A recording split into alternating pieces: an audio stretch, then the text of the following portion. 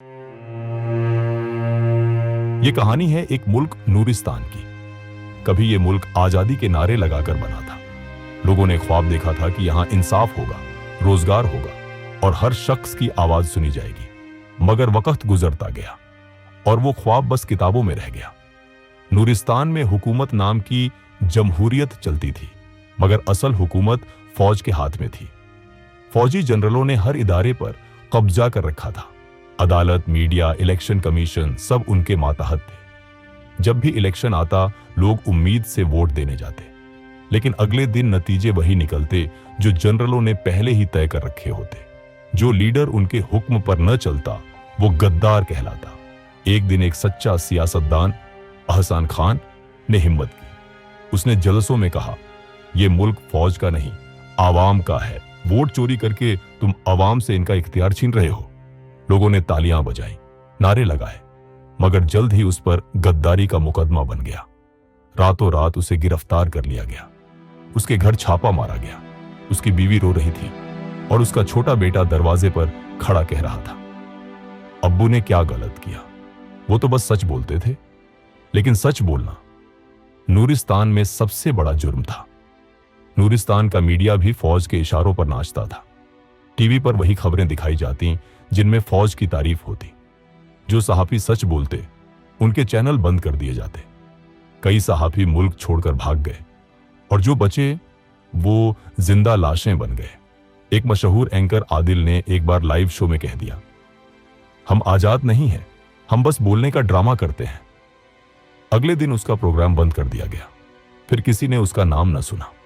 अदालतों में इंसाफ नहीं, हुक्म चलता था। जज वहीं बिठाए जाते जो फौज की मर्जी के फैसले दें। जो जज इंसाफ की बात करे उसे हटा दिया जाता। एक बूढ़ा वकील अदालत में खड़ा कह रहा था, जनाब ए वाला, यहां इंसाफ नहीं, तमाशा हो रहा है। लेकिन जज ने मुस्कुराकर कहा, यहां फैसले कानून से नहीं, हुक्म से होते हैं। वक्त गुजरता गया। लोगों के दिल मुर्दा हो गए। जो जुल्म देखते बस चुप रहते, क्योंकि हर कोई डरता था कहीं अगली बारी उसकी ना आ जाए। बाजारों में बातें होती थी, बस जी फौज ही बचा सकती है मुल्क को, सियासतदान सब चोर हैं। ये वो जुमले थे जो अवाम के दिमाग में डाल दिए गए थे। लोग सच और झूठ में फर्क भूल चुके थे। एक नौजवान फराज अपने बाप के साथ टीवी देख रहा था। न्यूज में फौजी तर्जुमान बोल रहा था, हमारे मुल्क में मुकम्मल जमहूरियत है, हम अवाम के मुहाफिज हैं।